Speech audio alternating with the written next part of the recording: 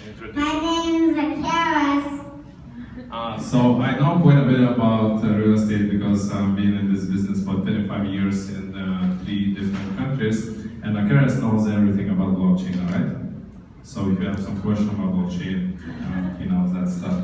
Okay, so let's start. The biggest problem in real estate in 25 years, I realize, is lack of transparency, but of course it's a very general term, right? We need to get what kind of transparency and what's happening. So we hear probably this: who owns information owns the world, right? Who owns real estate information? And if we really analyze, government is the closest one to put fingers on the information, right? So the next one is banks. They want to know what's happening in the market. And then you have agents, you have middlemen, and guess who is on that corner? It's you. It's buyers, sellers. You think you have access to information, but in reality you don't. You just have beautiful pictures, and you don't have all necessary information to make decisions. So I put here property ownership, building quality. This is something we do. Nobody else does. Building quality information. I'll explain you that later. And court decisions for sale, for rent listings. So, and this creates a lot of difficulties.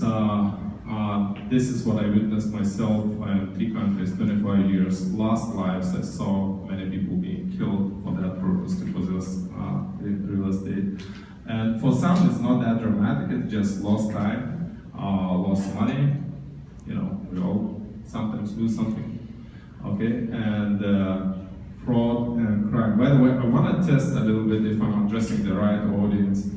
Anybody in the audience, in your family, somebody, you lost somebody because of property. Somebody were killed and property were taken away. Can you please raise your hands? Oh, that's great. So I guess this is in solid block. And also, anybody lost substantial amounts of money in real estate transactions? So I think you all real estate in America and you don't have problems. But I spoke with many landlords in US, they also have those problems very often. And so the real estate is 217 trillion according to different sources, something like this, 162 trillion residential. And this is how we're gonna solve the problem. We're gonna put people in a center next to information, and what we'll do, it will reduce the influence of government, it will reduce number of middlemen, or hopefully, well, we don't need to reduce all middlemen.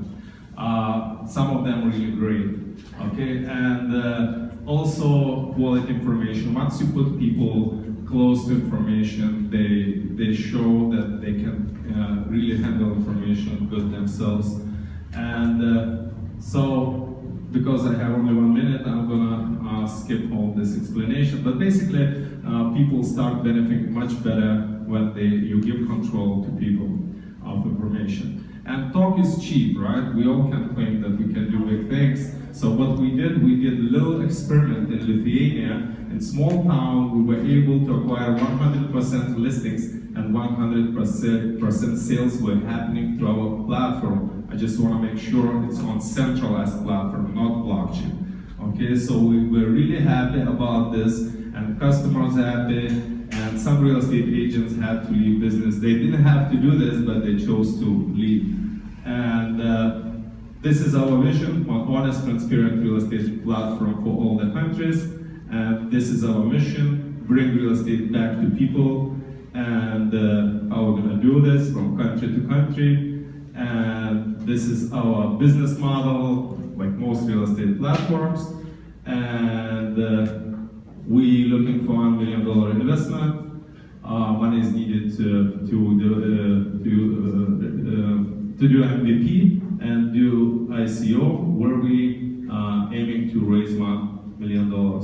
And this is team. Unfortunately, I cannot show their names and the features yet, because they're really working for very, very big companies, still working in Lithuania. But for serious investors, it will be provided. And that's it. All right, thank you.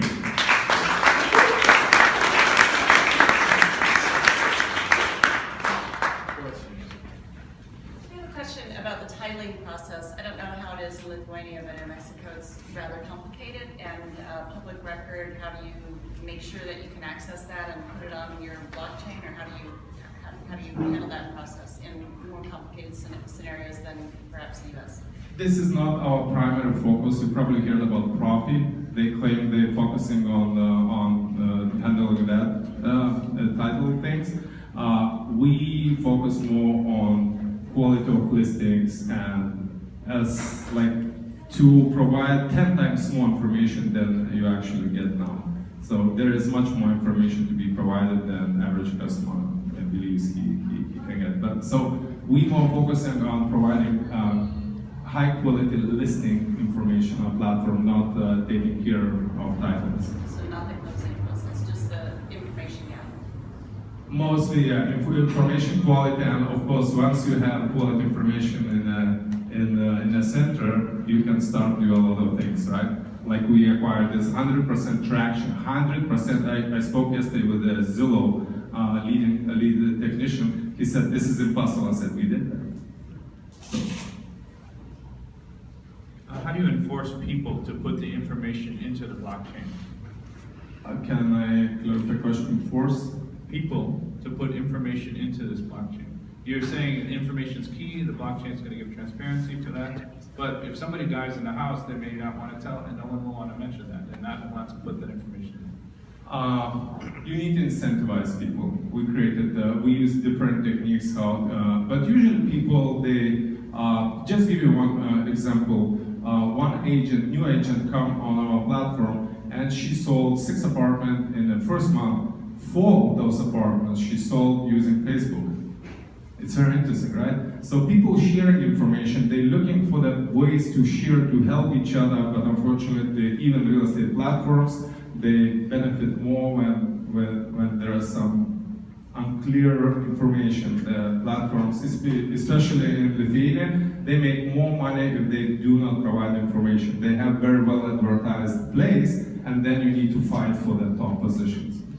So the short answer would be incentivize with the cryptocurrency. Nobody has a question for Kim? No question from the judges? Give it a try. Okay, is it working? So you said you incentivize people to provide information, and information asymmetry is a very tricky thing because you're never gonna make a car salesman to tell you the real quality of the used car. And I'm wondering if these incentives are, how big they are. Like, are you gonna spend a lot of money to convince people to give the information, and maybe later on you will have more free riders, and are you gonna be able to keep up with this? Yeah, a very good question, by the way. How you convince the property owner who owns apartment in a building to provide that there is a mold in the building? How, right? Why he wants to disclose bad information to the public? Like, why he wants to talk about this? But there is a way.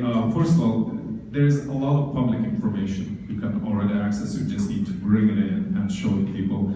And amazingly, but people like to complain. And they provide information to the professionals. We collected a lot of data, pictures and documents, and I don't want to talk about this. We have a lot of evidence how government is doing fraud in Lithuania, how they're stealing money, how they're committing fraud. We have documents, we have everything, but of course government is a tricky thing to deal with, right? So we think by providing this transparent information, we're going to remove those sticky fingers a little bit away from our private property. All right, thank you very much. Great presentation. Thank you.